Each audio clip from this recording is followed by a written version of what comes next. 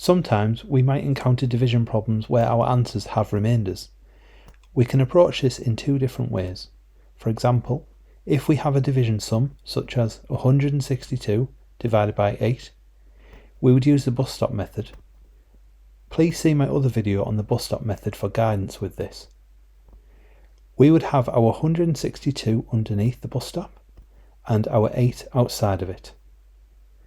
First we ask, how many 8s are in 1? The answer is 0. Then we ask how many 8s are in 16, as we've moved the 1 remaining over to the 6.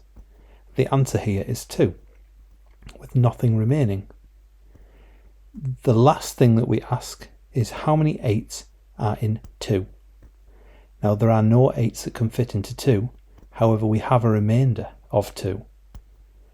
One way that we could approach this is by putting our answer as 20 and saying that we have a remainder of 2. Another way is to create a very accurate answer by putting a decimal point and a 0 underneath the bus stop and also a decimal point above the bus stop.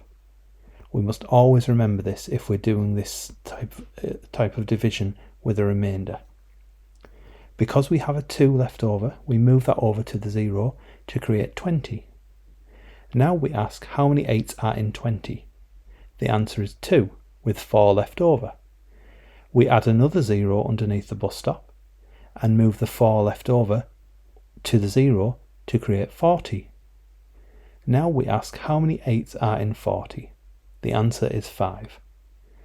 We have nothing left over, so we have finished our calculation, and we have an answer of 20.25.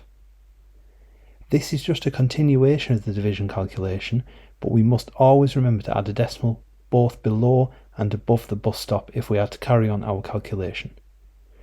I hope this has helped and you know a little bit more about division with remainders. Thank you for watching, and please don't forget to like and subscribe to the channel.